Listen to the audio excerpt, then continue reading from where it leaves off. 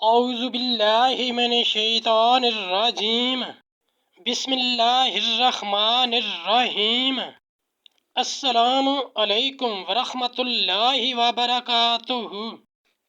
طالب علم ساتھیوں، اس ویڈیو میں ہم پارہ نمبر 13 کا خلاصہ پڑھیں گے اور یہ بھی پڑھیں گے کہ اس میں کتنی اور کون کون سی صورت کا ذکر ہے، سورہ رعد میں کتنی باتوں کا ذکر ہے، متقین کی صفات کتنی ہیں، اشقیاء کی علامتیں کتنی ہیں، یہ سب کچھ ہم جانیں گے پارہ نمبر 13 سورہ رعد میں۔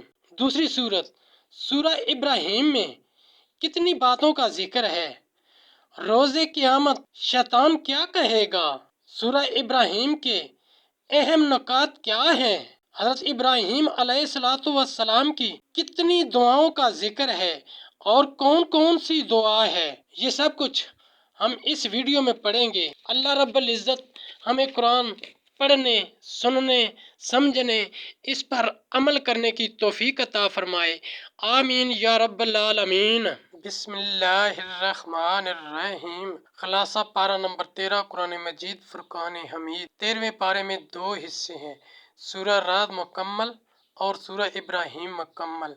سورہ رعد میں 5 باتیں ہیں، قرآن کی حقانیت، توحید، قیامت، رسالت، متقین کی 8 صفات اور اشقیاء کی 3 علامات ہیں۔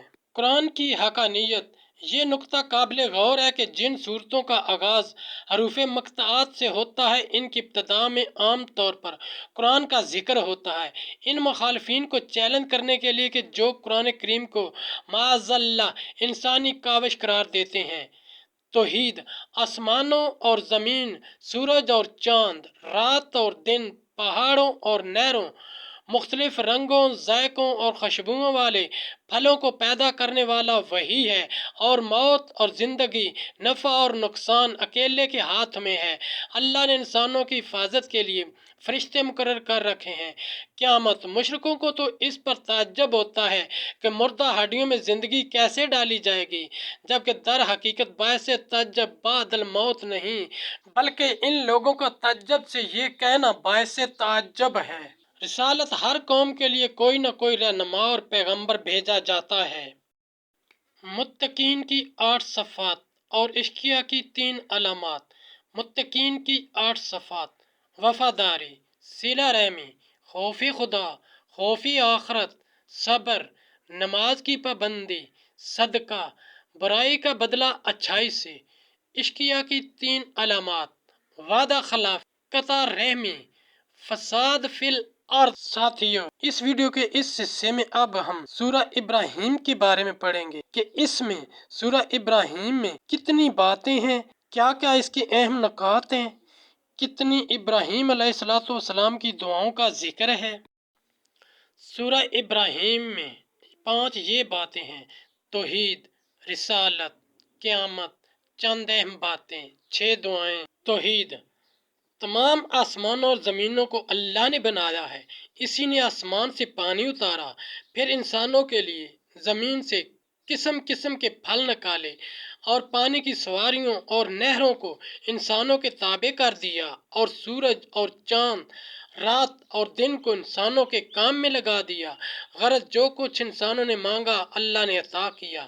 اس کی نعمتیں اتنی زیادہ ہیں کہ ان کی گنتی بھی انسان کے بس کی بات نہیں۔ رسالت، اس کے ضمن میں کچھ باتیں یہ ہیں: نبی علیہ السلام کی تسلی کے لیے بتایا گیا ہے کہ سابقہ انبیاء کے ساتھ بھی ان کی قوموں نے اعراض و انکار، عداوت، مخالفت کا یہی رویہ اختیار کیا تھا جو آپ کی قوم اختیار کیے ہوئے ہے۔ ہر نبی اپنی قوم کا ہم زبان ہوتا ہے۔ پچھلی قوموں کے مکذبین کے کچھ شبہات کا ذکر کیا گیا ہے۔ اللہ تعالیٰ کے وجود کے بارے میں شک بشر رسول نہیں ہو سکتا۔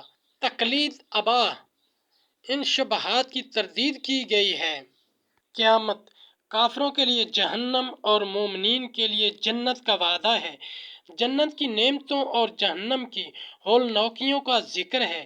روز قیامت حساب کتاب ہو چکنے کے بعد شیطان گمراہوں سے کہے گا کہ جو وعدہ خدا نے تم سے کیا تھا وہ تو سچا تھا، اور جو وعدہ میں نے تم سے کیا تھا وہ جھوٹا تھا۔ میں نے تم پر زبردستی نہیں کی تھی، تم خود میرے بہکاوے میں آ گئے تھے۔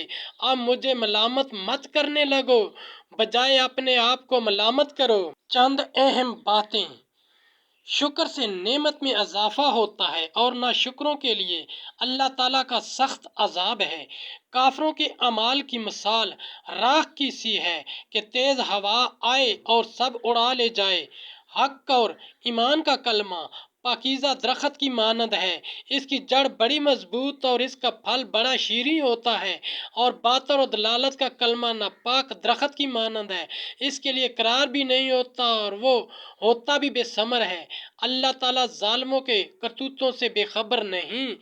6 دعائیں: حضرت ابراہیم علیہ السلام نے رب سے 6 دعاؤں کا ذکر ہے: امن، بت پرستی سے حفاظت، اقامت الصلاۃ، دلوں کا ملان، رزق، مغفرت کی درخواست۔ ساتھیو، ہم نے قرآنی تعلیمات کو دنیا کے کونے کونے میں پہنچانا ہے، اس لیے آپ بھی لائک کیجئے، شیئر کیجئے، اپنے دوستوں اور اپنی فیملی کو میرا چینل قرآن ود ایڈیپیڈیا سبسکرائب کرنے کی دعوت دیجئے اور گھنٹی بجانا نہ بھولنا، تاکہ اگلی ویڈیو کا نوٹیفیکیشن آپ کو وقت پہ مل سکے۔